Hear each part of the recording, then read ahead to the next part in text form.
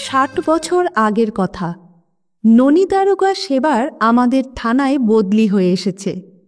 সঙ্গে সঙ্গে চারিদিকে একেবারে সাড়া পড়ে গেল। ননী চাটুর্যের মতন এমন দুর্ধর্ষ দুঁদে দারোগা তখনকার দিনে ভূভারতে আর একটিও ছিল না। সেটা ছিল ইংরেজ আমল। শোনা যায় দেশের সীমানা ছাড়িয়ে তার নাম নাকি খাস বিলেতেও ছড়িয়ে পড়েছিল। নামটি ননী হলে কি হবে, মানুষটি কিন্তু দুর্দান্ত।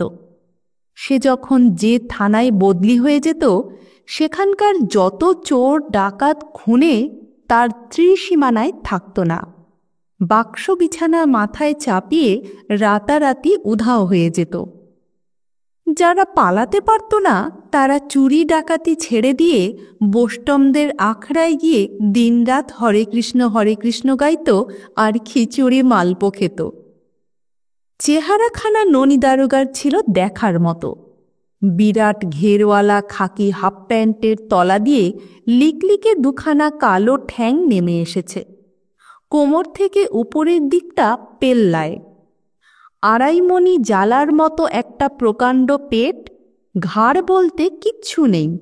বিরাট মাথার পেছন দিকটা চ্যাপ্টা। এমন করে সে চুল ছাঁটত যে চারপাশের চামড়া বেরিয়ে পড়ত। শুধু মাথার মধ্যিখানে এক গোছা চুল খাড়া খাড়া আলপিনের মতো দাঁড়িয়ে থাকত। গোঁফ দুটো ছিল বিশাল আর তার আগা মোম দিয়ে মাজা। গোল গোল চোখ সারাক্ষণ বনবন করে ঘুরছে। কার মাথায় কি ফন্দি গজাচ্ছে একবার দেখলেই টের পেয়ে যায় সে। তার চোখে ধুলো দিয়ে কারোর কিচ্ছু করার উপায় নেই। কেউ কোনো খারাপ মতলব আঁটলে তক্ষুনি ক্যাক করে তার টুঁটি টিপে ধরত ননী দারোগা। গলার আওয়াজ শুনলে মনে হবে একসঙ্গে 10টা বাজ পড়ছে। সে একবার হাঁকার দিলে সিকি মাইল দূর থেকে শোনা যেত। থানাটা ছিল আমাদের গ্রাম বাজিতপুরে। বাজিতপুরকে মাঝখানে রেখে চারপাশে ছোট বড় আরও 25খানা গ্রাম। এতগুলো গ্রামের জন্যই ওই একটাই থানা। ননী দারোগার বদলি হয়ে আসার খবরটা অনেক দিন আগেই রটে গিয়েছিল। সবাই দারুণ খুশি। কোথাও 2-4 জন জড়ো হলেই এক কথা, যাক, একদিনে কানাইয়ের হাত থেকে রক্ষা পাওয়া যাবে। ননী দারোগা যদি বাঘা তেঁতুল হয়, কানাইও বুনো ওল। সে এক বিখ্যাত চোর। তার হাতের কাজ একেবারে ম্যাজিশিয়ানের মতো। কখন কিভাবে সে কার ঘরে শীত কাটবে, কার টাকা কড়ি আর দামি দামি গয়না লোপাট করে দেবে, কেউ টের পাবে না। ননী দারোগার মতো বিলেত পর্যন্ত তার নাম ছড়ায়নি ঠিকই, তবে হিল্লি, দিল্লি, পাঞ্জাব, পেশোয়ার, বম্বে, মাদ্রাজে তখনকার দিনে তার কীর্তির কথা কে আর না শুনেছে। সারা ভারতের চোরেদের মধ্যে কানাই ছিল রাজ চক্রবর্তী। তার নাম শোনামাত্র অন্য চোরেরা মাথা নিচু করে 10 বার স্যালুট দিত। কানাইয়ের কথা পরে বলা যাবে, ননী দারোগার ব্যাপারটা আগে শেষ করে নেওয়া যাক। সে যেদিন আমাদের থানায় এলো সেদিনটার কথা পরিষ্কার মনে আছে। সেটা যেন দুর্গাপুজোর মতো একটা ঘটনা। ননী দারোগা এসেছিল পুলিশের ফুল ড্রেসে, একটা তাগড়াই ঘোড়ায় চেপে। তার স্ত্রী এবং ছেলেমেয়েরা এসেছিল পালকি চড়ে তার ঘোড়ার পেছন পেছন। আমাদের বাজিতপুরের লোকজন তো বটেই, চারপাশের 25খানা গ্রামের অর্ধেক মানুষ 3 মাইল এগিয়ে শোভাযাত্রা করে তাকে নিয়ে আসতে গিয়েছিল। তখন গাঁয়ে ব্যান্ড পার্টি আর কোথায় পাওয়া যাবে, তাই 10 জন ঢাকি আর 10 জন কাঁসি বাজিয়ে জোগাড় করে নিয়ে যাওয়া হয়েছিল। তারা সবার আগে লাইন দিয়ে বাজাতে বাজাতে আসবে। এইভাবে ননী দারোগাকে বীরের সম্মান দিয়ে নিয়ে আসা হয়েছিল। থানাটা ছিল বাজিতপুরের দক্ষিণ কোণে, টালির চালের পেল্লায় একখানা একতলা পাকা বাড়িতে। তার গায়ে টালির চালের আরেকটা দোতলা বাড়ি ছিল। সেটা ছিল দারোগার কোয়ার্টার। এই দুখানা ছাড়া ২৬টা গ্রামে আর কোনো পাকা বাড়ি ছিল না। বাকি সবই চেরা বাঁশ বা কাঠের বাড়ি, মাথায় টিনের চাল। থানায় পৌঁছে অনেক কসরত করে ঘোড়া থেকে নেমে মাছখাই গলায় ননী দারোগা হেঁকে উঠেছিল, আপনারা ৩ মাইল রাস্তা হেঁটে গিয়ে এতখানি যত্ন করে আমাদের যে নিয়ে এলেন, সেজন্য খুব খুশি হয়েছি। আপনাদের সবাইকে অনেক ধন্যবাদ। একটু থেমে দম নিয়ে ফের শুরু করেছে, ছেলেবেলায় আমি একবার আমার মামার সঙ্গে এখানে এসেছিলাম। বাজিতপুর হাই স্কুলের সামনে একটা বড় ফুটবল খেলার মাঠ ছিল, সেটা এখনো আছে কি? জনতা একসঙ্গে গলা মিলিয়ে উত্তর দেয়, আছে আছে। কালকের দিনটা রেস্ট নেব, পরশু ফুটবল খেলার মাঠে আমি একটা মিটিং ডাকব। আমরা অনেকটা রাস্তা এসেছি, ধকলে ভীষণ ক্লান্ত, আপনারাও ক্লান্ত। এখন যে যার বাড়ি চলে যান, শুধু ঢাকিরা থেকে যাক, তাদের সঙ্গে জরুরি কথা আছে। থানা ফাঁকা করে লোকজন চলে যায়। এবার ঢাকিদের উদ্দেশ্যে ননী দারোগা বলে, তোমরা চারপাশের গায়ে গায়ে ঢেড়া দিয়ে আজ থেকেই জানিয়ে দাও, পরশু ফুটবল খেলার মাঠে মিটিং হবে। সবাই যেন বিকেল 4টের সময় হাজির থাকে। আচ্ছা হুজুর। ঢাকিরা মাটিতে লম্বা হয়ে পড়ে ননী দারোগাকে প্রণাম করে চলে যায়। আজ ফুটবল খেলার মাঠে মিটিং। দুপুর থেকেই 26খানা গ্রামের মানুষ কাতারে কাতারে এসে সেখানে জড়ো হতে থাকে। এমনকি থুত্থুড়ে বুড়ো বুড়ি কাচ্চা বাচ্চারাও চলে এসেছে। কাঁটায় কাঁটায় 4টেই মিটিং শুরু হলো। এখনকার মতো 50 বছর আগে মাইক টাইক ছিল না, বিশেষ করে গ্রামের দিকে। অবশ্য ননী দারোগার গলায় এমন জোর যে মাইকের দরকারই হতো না। 20,000 মানুষের সামনে দাঁড়িয়ে গমগমে গলায় সে বলতে লাগলো, আপনারা হয়তো শুনেছেন আমি হলাম চোর ডাকাতের জম। আমি যে থানায় যাই সেখান থেকেই বদলোকেরা তল্পিতল্পা গুটিয়ে পালিয়ে যায়। পরিষ্কার জানিয়ে দিচ্ছি, কোনো রকম বদমাইশি, চুরি জালিয়াতি আমার এখানে চলবে না। দুষ্টু লোকেদের দমন আর ভালো লোকেদের রক্ষা করার জন্য ভগবান আমাকে পৃথিবীতে পাঠিয়েছেন। আশা করি আমার বদলি হয়ে আসার কথা শুনে এখানকার চোর ডাকাত খুনেরা ভেগে পড়েছে। আপনারা রাত্রিরে জানলা দরজা খুলে ঘুমোবেন। কেউ একটা কুটোতে হাত দিতে সাহস করবে না। সেকালের পবিত্র আশ্রমের কথা শুনেছেন নিশ্চয়।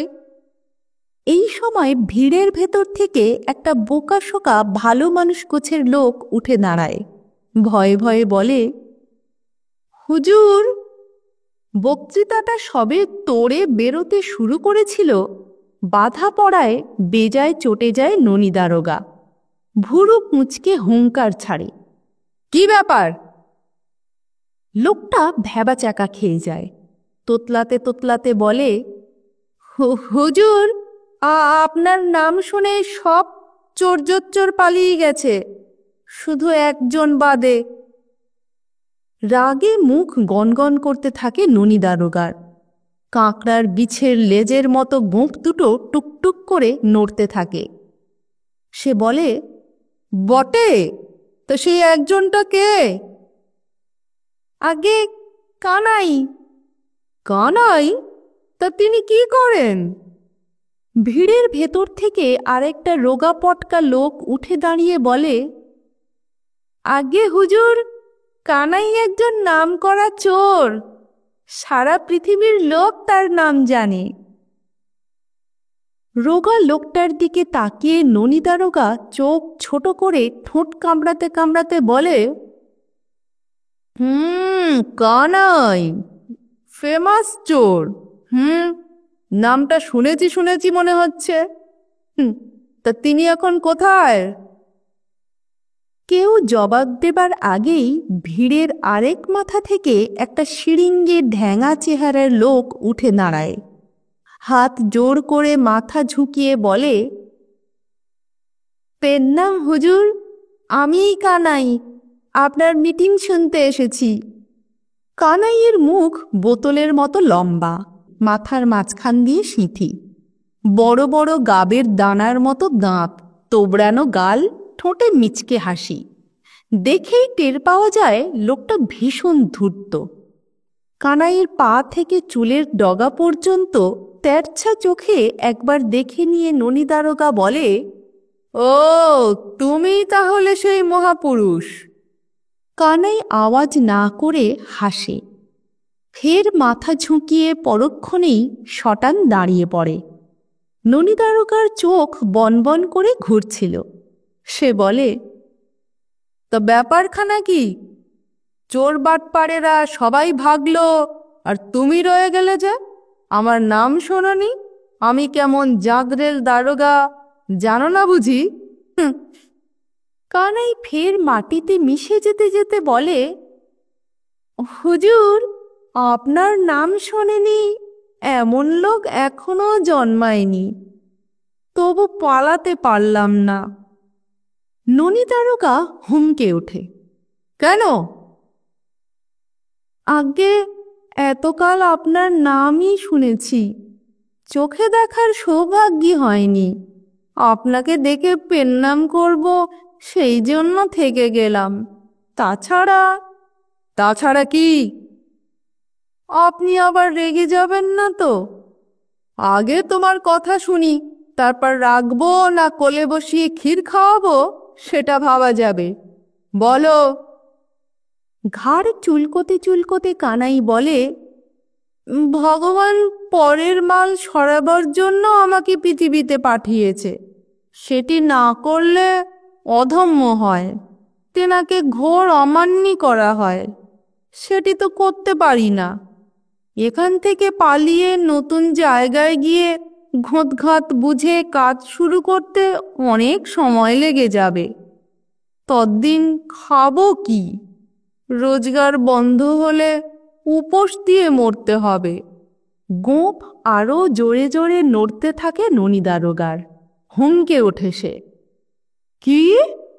তার মানে চুরিটি তুমি চালিয়ে যাবে, আর সেটা আমার এই থানার ভেতরে থেকেই?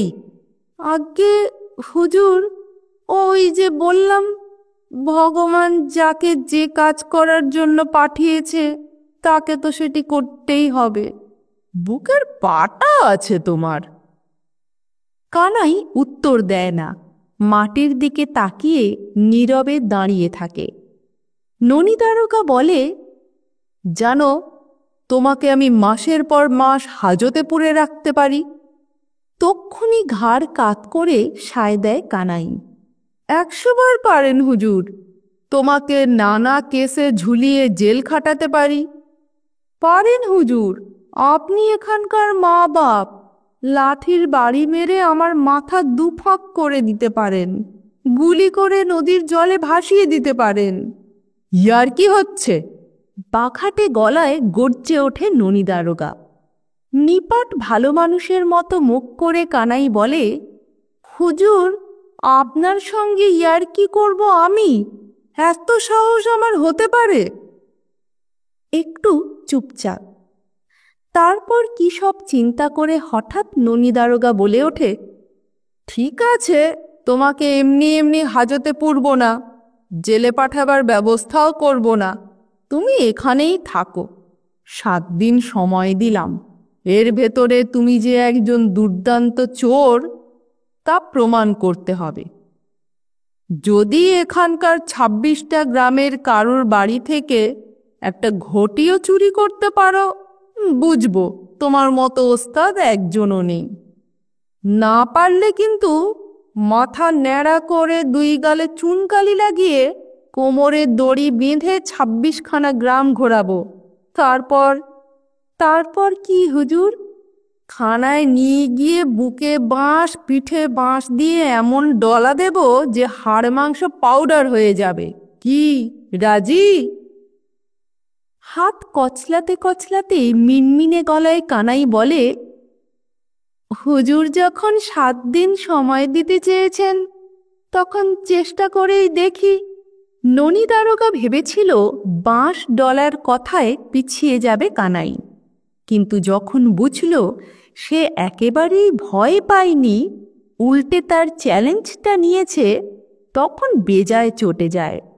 হুঙ্কার ছেড়ে বলে, ঠিক আছে। ঘাড় নুইয়ে কানাই এবার বলে, হুজুর, আরেকটা কথা আছে। আবার কি? যদি আপনার আশীর্বাদে কিছু হাতাতে পারি, তখন কি হবে? কানাই যে এরকম একটা বিদঘুটে প্রশ্ন করে বসবে ভাবতে পারেনি ননী দারোগা। চোখ দুটো গোল গোল করে অনেকক্ষণ তাকিয়ে থাকে সে। তারপর বলে, তুমি বুঝি প্রাইস ট্রাইস চাইছ? দাঁত বার করে কানাই হাসে, মুখে কিচ্ছু বলে না। ননী দারোগা তার গোঁফের ডগা দুটো চুমড়ে চুমড়ে সরু করতে করতে বলে, ঠিক আছে, কাল থেকে 7 দিন পর এই খেলার মাঠে মিটিং ডেকে তোমাকে একখানা সোনার মেডেল দেব। কানাইয়ের মুখ হাসিতে আলো হয়ে যায়, চোখ দুটো চকচক করতে থাকে। সে বলে, পাকা কথা তো হুজুর।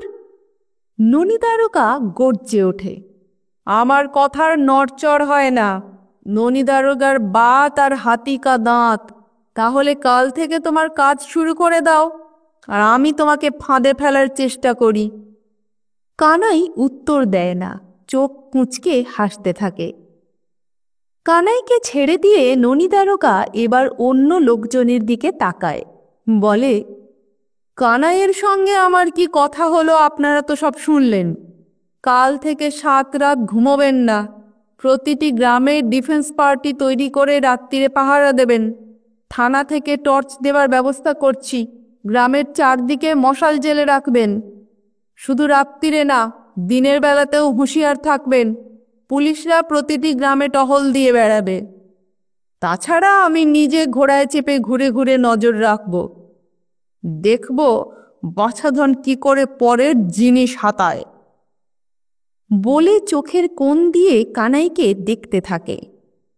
কানাই ভক্তিতে নুয়ে পড়তে পড়তে বলে, হুজুর যা সব বন্দোবস্ত করলেন তাতে বুক শুকিয়ে যাচ্ছে। ননী দারোগা গম্ভীর চালে বলে, কি হলো, সব শুনে ভয় পেয়ে গেলে নাকি?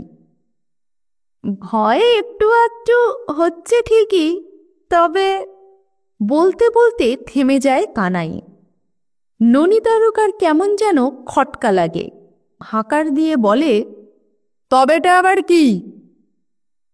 আপনি যখন দয়া করে হাতের কাজ দেখাবার সুযোগ করে দিয়েছেন, তখন কিছু কি আর করতে পারবো না?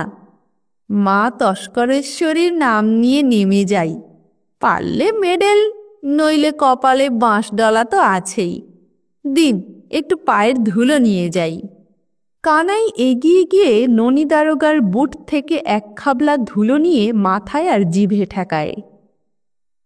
পরদিন থেকে একেবারে হুলস্থুল কাণ্ড। প্রতিটি গ্রামে 4টে করে ডিফেন্স পার্টি তৈরি হয়ে গেল। এক একটা পার্টিকে 2টো করে 5 ব্যাটারির ঢাউস টর্চ দেয়া হলো থানা থেকে। 26খানা গ্রামে 20-22 হাজার লোকের খাওয়া নেই, ঘুম নেই। দিন রাত চোখ টান করে তারা পাহারা দিচ্ছে।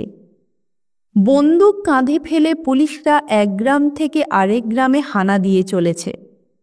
সবার উপরে রয়েছে ননী দারোগা। দিন রাত ঘোড়া দাবড়ে বেড়াচ্ছে সে। চারপাশে পাহারাদারির এমন কড়া ব্যবস্থা যে তার ভেতর লোকের চোখে ধুলো দিয়ে একটা ছুঁচ সরাবার উপায় নেই। সবাই বলাবলি করতে লাগল, এবার কানাই নির্ঘাত ফেল। ননী দারোগার কাছে তার কোনো জারিজুরি কি ওস্তাদি খাটবে না। 7 দিন পর থানায় বাঁশডলা খেয়ে তার হাড় মাংস কিমা হয়ে যাবে। ননী দারোগাকে চ্যালেঞ্জ করার ফলটা হাতে হাতে পাবে সে। 7টা দিন তুমুল উত্তেজনার মধ্যে কেটে যায়। তারপর বাজিতপুর হাই স্কুলের খেলার মাঠে আবার মিটিং ডাকে ননী দারোগা। 2 জন কনস্টেবল পাঠিয়ে কানাইকে স্পেশাল নেমন্তন্ন করে আনে সে। হাজার হাজার মানুষের সামনে দাঁড়িয়ে ননী দারোগা গোঁফে তা দিতে দিতে বলে, প্রিয় গ্রামবাসীরা, আপনারাই বলুন, কানাই কারোর টাকা পয়সা, সোনাদানা, ঘটিবাটি বা অন্য কিছু চুরি করতে পেরেছে কিনা? সবাই একসঙ্গে চেঁচিয়ে বলে, না হুজুর, না, আমাদের কিচ্ছু চুরি যায়নি। ভালো করে ভেবেচিন্তে বলুন। ভেবেচিন্তেই বলছি হুজুর। এবার ননী দারোগা কানাইকে তার কাছে ডেকে আনে। একটা ভুরু উপরে তুলে আরেকটা নামিয়ে ভারিক্কি চালে মাথা নাড়তে নাড়তে বলে, তারপর কানাই ওস্তাদ, নিজের কানেই তো শুনলে কারোর কিচ্ছু খোয়া যায়নি, তা অন্যের মাল হাতাতে না পারলে কি করা হবে মনে আছে নিশ্চয়ই? হাজার হাজার লোক দম বন্ধ করে কানাই আর ননী দারোগার দিকে তাকিয়ে আছে। তাদের চোখের পাতা পড়ছে না। ননী দারোগাকে চ্যালেঞ্জ করে হেরে গেছে কানাই। এখন তার হাল কি হবে সেটা ভাবতেই সবার বুক ঢিপঢিপ করতে থাকে। কানাই কিন্তু একটুও ঘাবড়ায়নি। দেখে মনে হয় না তার প্রাণে ভয় ডর বলে কিছু আছে। হাত জোড় করে ভক্তিতে গদগদ হয়ে সে মাথাটা কাত করতে করতে বলে, মনে আছে হুজুর, কিচ্ছু ভুলিনি। ন্যাড়া করে দেওয়া, মুখে চুনকালি লাগানো, তারপর বাঁশ ডালা। ননী দারোগা মেঘ ডাকা গলায় বলে, তাহলে আগে বিষ্টু নাপিতকে দিয়ে মাথা চেয়েছে। তার আগে আমার একটা নিবেদন আছে হুজুর। চোখের তারা দুটো বনবন করে ঘুরতে থাকে ননী দারোগার। বলে, কিসের নিবেদন? মাথাটা আরও অনেকখানি নুইয়ে কানাই বলে, আজ্ঞে হুজুর, আপনার আশীর্বাদে আমি চুরি করতে পেরেছি। কানাইয়ের কথা শেষ হতে না হতেই গোটা সভা একেবারে স্তব্ধ হয়ে যায়। হঠাৎ যেন বাতাস বন্ধ হয়ে গেছে, গাছের পাতা নড়ছে না, এমনকি লোকজনের বুকের ধুকধুকুনি পর্যন্ত থেমে গেছে। কানাইয়ের কথা কানে শোনার পরও কেউ বিশ্বাস করতে পারছে না। মিনিট পাঁচেক কানাইয়ের চোখের দিকে তাকিয়ে থাকে ননী দারোগা। তারপর স্টিম ইঞ্জিনের মতো হুশ করে একটা নিঃশ্বাস ফেলে পেল্লায় গর্জন ছাড়ে, চুরি করেছ বটে? হ্যাঁ হুজুর। দেখি কি হাতিয়েছ? কানাই তার জামার পকেট থেকে একটা ভারী সোনার হার বার করে তুলে ধরে। সেটার লকেটে প্রকাণ্ড একটা হিরে জ্বলজ্বল করছে। হার দেখে চোখ গোল হয়ে যায় ননী দারোগার। অনেকক্ষণ তার গলা দিয়ে আওয়াজ বেরোয় না। কানাই বলে, চিনতে পারছেন হুজুর? খাবি খেতে খেতে ননী দারোগা বলে, পারছি। এটা মা জননীর হার। মা জননী মানে ননী দারোগার স্ত্রী মহামায়ার। হারটা দেখার পর ননীর হুঙ্কার নেই, গোঁফে তা দিতেও ভুলে গেছে। চি চি করে সে বলে, এটা তুমি পেলে কি করে? কানাই জানায়, 7 দিন 26খানা গ্রামের সব লোক দিন রাত পাহারা দিয়েছে। থানায় একজন পুলিশও ছিল না, এমনকি স্বয়ং ননী দারোগাও না। সবাই বন্দুক ঘাড়ে করে গ্রামে গ্রামে টহল দিয়ে বেরিয়েছে। থানায় পাহারাদার নেই। সেই সুযোগটা কাজে লাগিয়েছে কানাই।